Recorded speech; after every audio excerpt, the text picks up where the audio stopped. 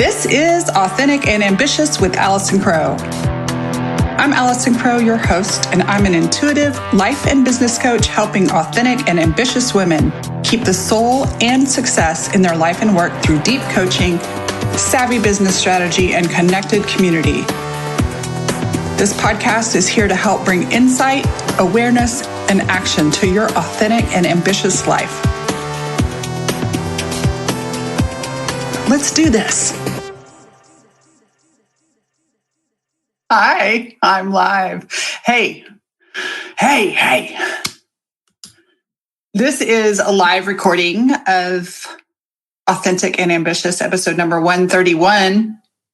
So we are recording it 2 weeks before it will go live. And some days I like to record podcasts nice and private. And some days I like to do it in public. And today I want to do it in public, partially because I look cute. I look freaking adorable. So if you're listening on the podcast, let me just describe this for you.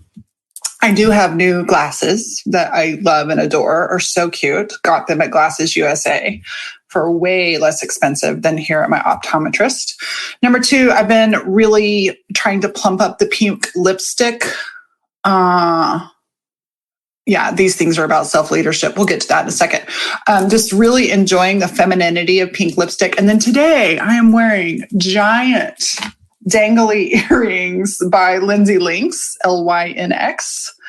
And I feel a little sassy, which is crazy because I was supposed to record this yesterday and I did not feel sassy.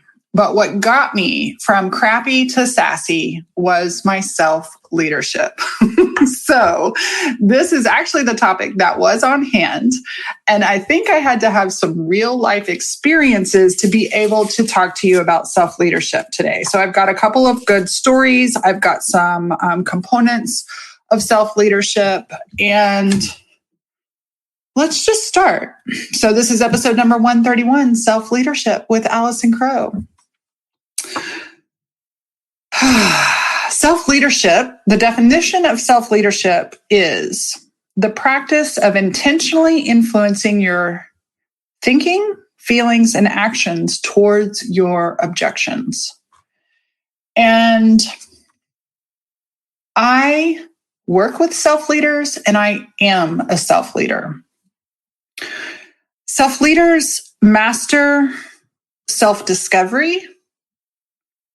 They don't just master, they own and accept responsibility for. I think that's even better than master. So self-leaders own and accept responsibility for self-discovery, self-acceptance, self-management, self-growth and cultivation.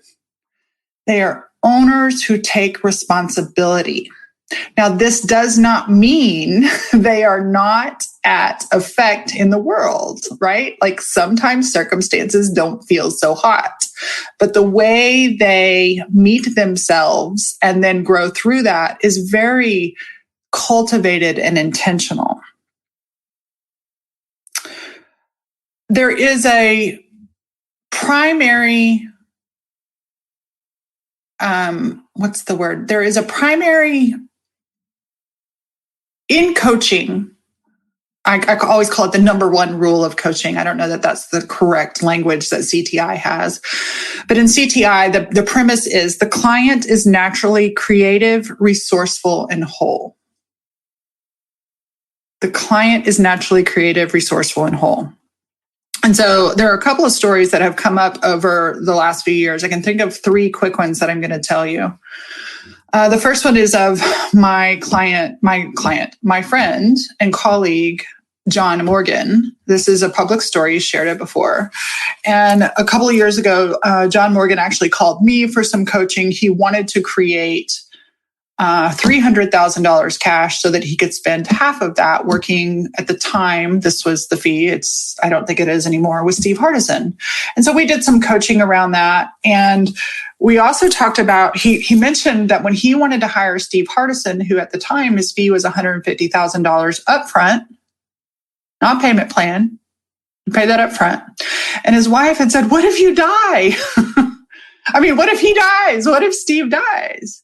And my friend John said that I will still fly out to his office every single week and I will read his journals and I will I will read his journals, and I will sit in the energy of his office, and I will read the books he's read, and I will take responsibility for getting $150,000 more and more of value out of this coaching relationship. And it was just so powerful. I've never forgotten that. That was many years ago. Another similar story is with my past coach, Rich Lipman. I worked with him for 3 or 4 or 5 years in the first half of the 2010s. And I had done 3 different group programs with him. And the first 2 were really fun and they were very exciting and they felt really good. And the third one was miserable. And I was sitting with Rich at a bar after one of his events, and he was like, I had just finished that 3rd small group coaching, and he was like, so how did you find the blah, blah, blah salon is what he called it at the time. I was like, I hated it. And he looked at me like horrified. He got it later, but I said, I hated it, but I got exactly what I needed out of it. So that's story number 2. And he got that. He got that. I didn't have to like it to grow from it. And I could have blamed him. But I didn't blame him because I'm a self-leader, motherfucker. So I actually spoke about this recently on my coach's podcast. My coach is Tara Newman. Her podcast, I think, is either the Bold Leadership Revolution or it may be the Bold Money Revolution. And I can't remember what the title is, but I'm pretty sure we talked about ownership. And I'm an owner. I take a lot of ownership. As much as I like to judge and blame, I take a lot of ownership. And, I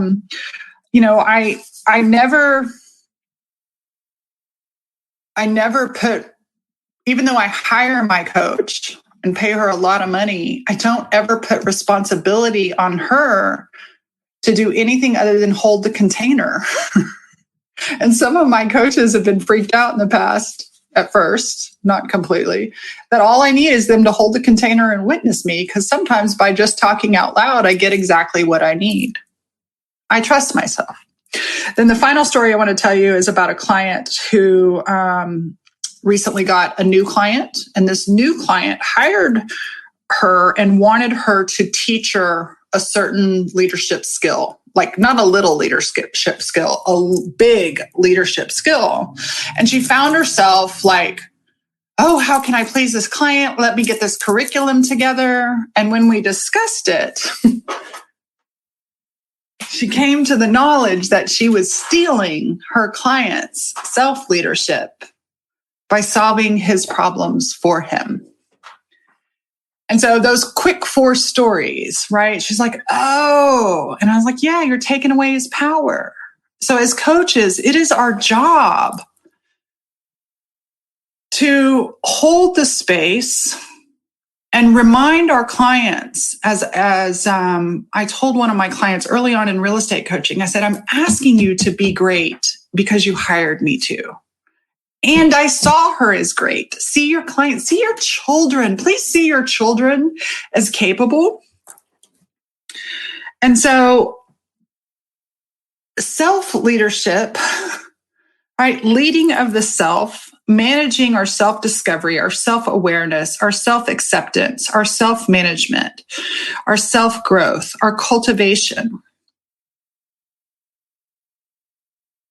is one of the best gifts that you can give yourself. Now, some people may be like natural at this or maybe trained. I don't know, like you could be conditioned into thinking this way. I think I had a lot of help being conditioned into a problem solver. And so when I have a problem in my own life, I like to move beyond it.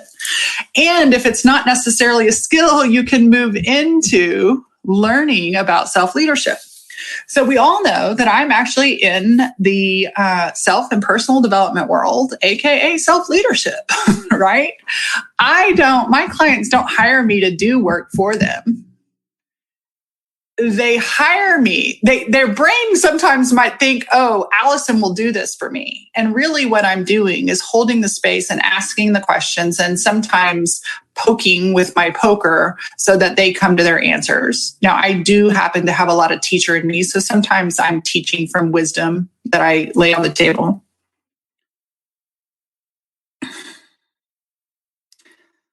Self-leadership is the solution to anything difficult that we go through. Now, let me explain a few other things. I have a set of notes here. I've been writing all these things down. They're not necessarily in order, and I'm going to give them to you in order anyways. So the first thing is, I noticed, are y'all on TikTok? I love TikTok. You know why I love TikTok? Because I don't feel compelled to create content there. I like to enjoy it. And you know what? I've learned some really neat things on TikTok. And I do have clients that do use TikTok to create clients and create content there. But one of the things I noticed about TikTok and YouTube is that there are people, especially 15-year-old kids, maybe even younger kids, teaching a whole lot of how-to. I've seen teenagers teaching on TikTok how to build a drop shipping business to make $120,000 a month. So there are these TikTok kids that can teach you how to do anything. But what I have found in 15 years of coaching and 17 years of self-employment is that the how-to is never the answer. And in fact, self-leaders rarely ask how-to questions because they know they can find it at the end of a Google search. And yet, so often what we're being sold is how-to. I love giving tips. I love giving sales language that helps people move things forward. I love giving strategic ideas. That is a part of my coaching. And yet, if I were not competent in those areas, so I actually remember there was one point in my coaching career where I coached the owner of an automotive repair shop and his 3 salesmen. I don't know anything about running an automotive shop. But my job wasn't to teach them how to run and build an automotive shop. My job was to remind them who they are, help cultivate their self-leadership, their skills, and their willingness to do what they know how to do to grow and build the automotive shop. But I think a lot of times the power gets fuzzy. We want to take the power away from our clients by doing all the work for them. Or if we're not in the coach-client scenario, we want to project all the excuses and problems outside of ourselves instead of take ownership and responsibility. Here's a few. So I've written down, own your attitude and your effort. Own your healing. Own your growth. Like, what happens if many of you listening are already in my audience, you're not new to the owner mindset versus the victim mindset. And it is so easy to get in the world of projection and victim instead of owning, right? Or we own without compassion. I don't want you guys to own this shit without being compassionate with yourself. So here are a few things I wrote down about self-leadership. Self-leaders have a passion and intention for growth. Self-leaders have a vision. They see possibility and create objectives. So it could be goal, it could be emotional objectives. They want progress, not because they're not enough, but because they know they're here to grow. So they have a vision and see possibility and objectives for the future. And self-leaders meet the now with practicality and compassion. So self-leaders don't actually bypass the present moment. They don't spend too much time looking back. They certainly don't spend time looking back as a victim, whining and complaining and boo-hoo-hoo. Where they boo-hoo-hoo is in the present moment when they're meeting difficult emotions. Self-leaders know how to meet difficult emotions with compassion and kindness, and then they practically move forward. Self-leaders, now while they may do all these things, self-discovery, self-acceptance, self-management, self-growth, self-cultivation, they also are willing to get appropriate help. Self-leaders get support, cultivate mind, environment, and team that supports the whole. Self-leader does not mean overly independent motherfucker. It does not mean overfunction. Self-leader means cultivating mind, environment, and team that supports the whole. Self-leaders are also willing to do boring, mundane, and hard. I just had an amazing one-on-one coaching conversation with somebody who has a goal, had a goal last year, had a goal, did all the work for the goal and sat on it and didn't offer it to the world. And we talked about why might that be. And the reality is pretty much everything and anything I'm off kilter around or blocked around, or my clients are, is an unwillingness to feel discomfort. We would rather have comfort, ease, and fun than do discomfort. And in the spiritual and law of attraction worlds, somehow we thought everything needed to be easy. We thought everything needed to be fun. Just because it's not fun doesn't mean it's not in alignment. Just because it's boring doesn't mean it's not flow. And just because it makes you uncomfortable does not mean it's not alignment. So self-leaders are willing to chop wood, carry water. Self-leaders don't need glitter and fireworks show and big sales to sustain them. They know that the mundane daily do sustain. So in my coaching program, I decided for myself, y'all heard me talk about habits. I decided for myself that I would be tracking some habits. And somebody asked, how did you decide what habits to track? Well, I am tracking 3 really boring personal habits and 3 really boring professional habits. It is really fun to track money. I love tracking money. I don't need to track money. Tracking money doesn't make me more money. Tracking the activities that make me money, which are boring, makes me more money, right? Tracking my weight doesn't make me lose weight or gain weight. Tracking what I eat, although that's not on my list of things. The things that I'm tracking are reading every day, writing every day, walking every day. That I have new contact, love on an existing contact, and make an ask, offer, or invite. Those are the 6 things I'm tracking. Not real exciting. They don't make great Instagram posts, right? But self-leaders are willing to chop wood, carry water. Self-leaders make the best positional leaders. Positional leaders can be given a position without having any leadership qualities. You realize that, right?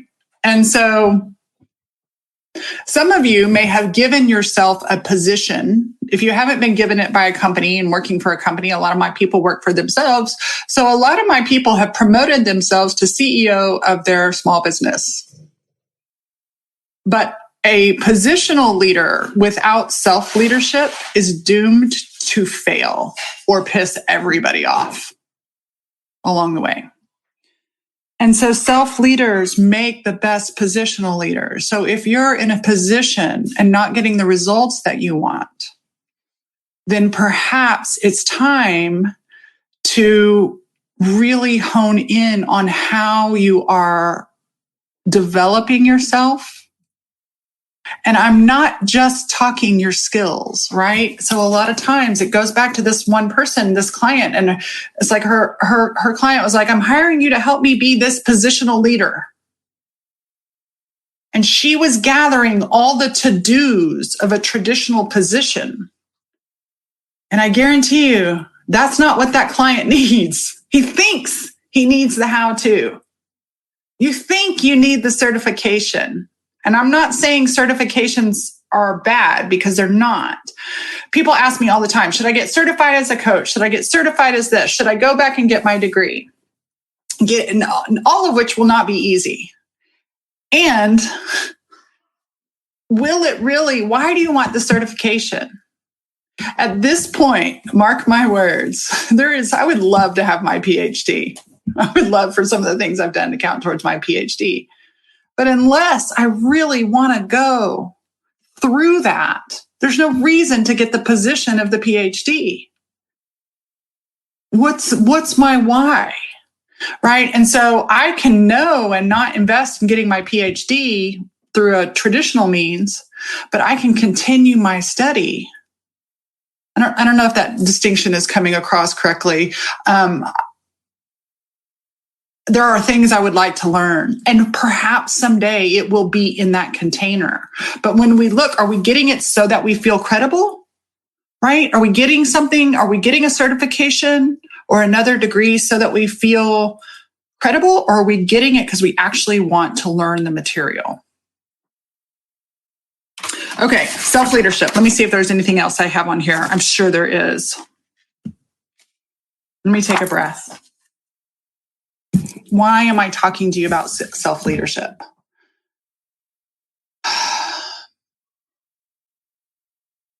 I'm the cultivator of my life. I am the gardener of my life. I am certainly affected. If we use the garden analogy, there are certain times that the weather disrupts my garden. There are times when I feel flooded out. There are times when I feel soggy, wet, and depressed. But a self-leader doesn't sit in the soggy.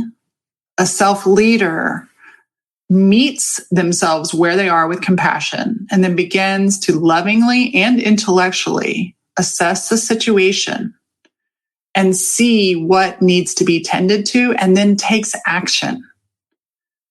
And so part of this, yes, is independence and self-reliance. Part of this is not seeking the opinion of others when it's not the opinion you need. And part of it is getting help when you need help. So I just wanted to pop on, give you a little thoughts to think and a little feels to feel about self-leadership as we start February of 2021. This podcast will come out the day after my 49th birthday. I am not so much thinking about what I want to do or accomplish in my business, because I have found that in 17 years, those never line up with the timelines. But when I focus on the woman I'm becoming, the problems my future self is solving, and how I can meet myself now with grace, practicality, and wisdom and move forward right now, I end up creating anything and everything I want. And so with that, let me tell you about, I'm starting to have conversations with achievement level leaders and business owners. So when I say achievement, just for the sake of ease, we're saying have created over $100,000 of income working for themselves. I have a high level mastermind group. I also have my membership, which is $333 a month, but I have a high level mastermind group that will be starting in May. And I am right now, I have a handful of members that are rejoining. They finish at the end of March. We're going to take April off and we're going to start in May. Most of them are rejoining for a second year. They all own at least one business. Some of them own 3 businesses. Some of them own 2 businesses. A couple of them own 2 businesses. Some of the things they're doing, a lot of these clients are not necessarily growing, but some of them are shifting audience. Some of them are leaving one business behind, selling a business. Some of them are doing some of the outer work of creating more time for themselves and building teams. Some of them have teams. So we don't really talk about brand new, like how to new business owner problems in this mastermind, achievement level mastermind for women in business for a while with a history of success. And now you are at the place where you want your hustle to be guided by sustainability soulfulness and your spark. So that's why it's called Spark and Hustle. So if you're interested in the mastermind, I am setting up calls right now for application calls. I don't really have an application, but I'm setting up conversations to see if it's a fit. If that's something you're interested in, send me an email, send me a message on Facebook. Send me an email at allison@allisoncrow.com. I don't have a sales page. This is not that kind of thing. It's quietly done through relationship, but I did want to tell you about it here just in case there's somebody listening or watching who I might not know is out there, who's quietly watching and ready to jump in. With that, thank you so much for listening to episode number 131. I will see y'all next week on the Authentic and Ambitious podcast. Peace out. Oh my gosh, I almost forgot. Okay, here's another thing. I almost forgot. The other thing I'm not thinking, but I actually have. So one of the things I'm doing in my business is I'm tired of automation. Like automation just feels gross. I don't know about you, but I want and crave connection. I've always built my business through personal relationship. I do love marketing. But I have a happy text, and you can join my happy text list by sending a text to this number. You can say anything nice. Don't say anything mean, nothing gross. But if you text me at 512-729-3079, you can join my happy text list. And a happy text, the name of it is kind of goofy, but it comes back from when back when I had BlackBerry. I don't know if they'll remember, but I remember being able to do group text on BlackBerry, and I could do a group text without it going to like this big list, right? You know how like when you're on your Apple phone or even your Android and you see everybody's names and faces. I didn't want that. And so I wanted a very personable text service to love on my clients. And it really is for me to love on you. And so I send daily text messages, almost daily, give myself some of the weekends sometimes, but almost daily text messages of love and encouragement. And so if you would like to be on the happy text, you can send me a text and say, I want in at 512-729-3079. And I'm able to actually not just send those texts, but get texts back, right? So like someone said today, they wrote back, I actually had a typo in my text list today, and I was like, sent a message about typos. They love that. So it's just really a way for me to personally connect with you and you to personally connect with me at that number. So if you want to join the happy text list, you can do that. And it'll be really fun if you did. Then I could love on you from afar. Bye, y'all. Thanks for listening to Authentic and Ambitious. You can find out more and connect with me at AllisonCrow.com. The show is sponsored by my 3 rescue dogs, Leroy Brown, Clementine, and Rocky Potato. They're here to remind you to consider adoption the next time you're looking for a pet. Special thanks to Stacey Harris and Callie Orr with Uncommonly More and Elise Rich for making the production and promotion of this podcast possible and professional. Until next time, be your authentic and ambitious self. The world needs you.